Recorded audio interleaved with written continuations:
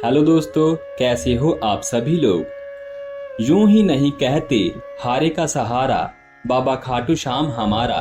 ऐसे बने खाटू श्याम भगवान, तो जुड़े रहिए हम। खाटू श्याम को भगवान श्री कृष्ण के कलयुगी अवतार के रूप में जाना जाता है।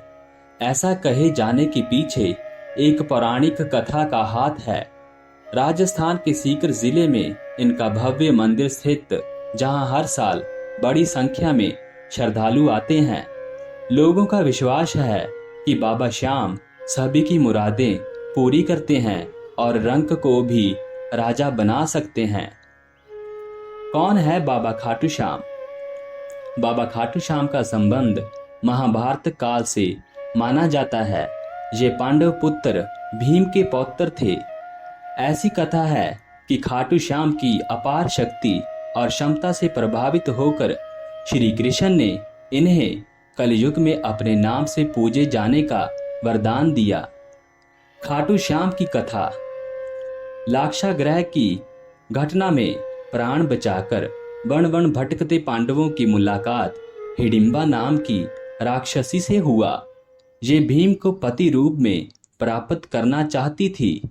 माता कुंती की आज्ञा से भीम और हिडिंबा का विवाह हुआ, जिससे घटोत्कच का जन्म हुआ। घटोत्कच का पुत्र हुआ बर्बरीक, जो अपने पिता से भी शक्तिशाली और मायावी था। बर्बरीक देवी का उपासक था।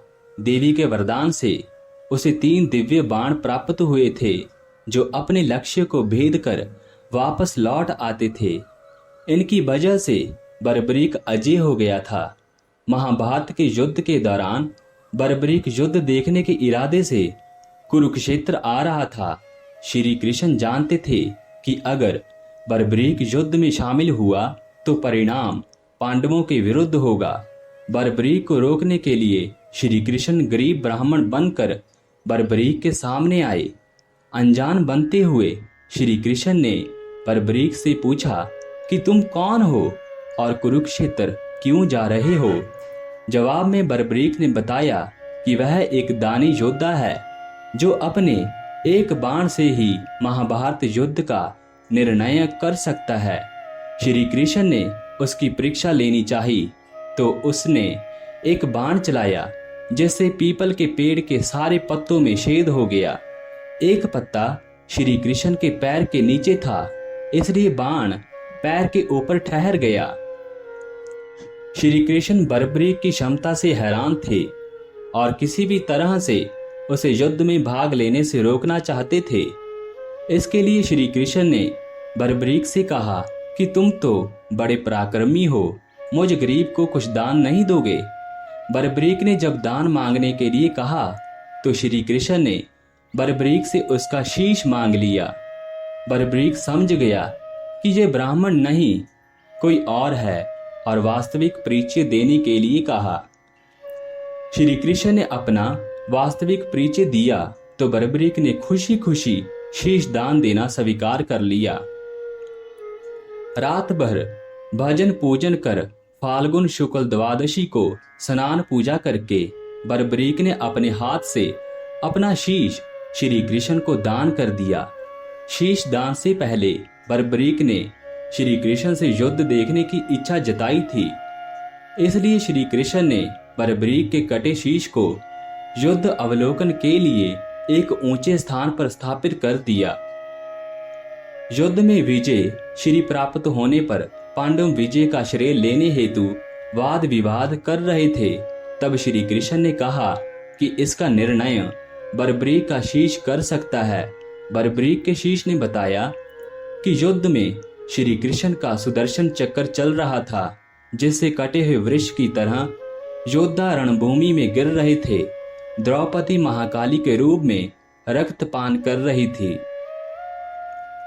श्री कृष्ण ने प्रसन्न होकर बर्बरीक के उस कटे सिर को वरदान दिया कि कलयुग में तुम मेरे श्याम नाम से पूजित होगे। तुम्हारे स्मरण मात्र से ही भक्तों का कल्याण होगा और धर्म, अर्थ, काम, मोक्ष की प्राप्ति होगी। स्वप्न दर्शनोपरांत बाबा श्याम खाटू धाम में स्थित श्याम कुंड से प्रकट हुए थे। श्री कृष्ण विराट शालिग्राम रूप में संवत 1777 से खाटू श्याम जी के मंदिर में स्थित होकर भक्तों की मनोकामनाएं पूर्ण कर रहे हैं। हर साल लगता है खाटू श्याम मेला।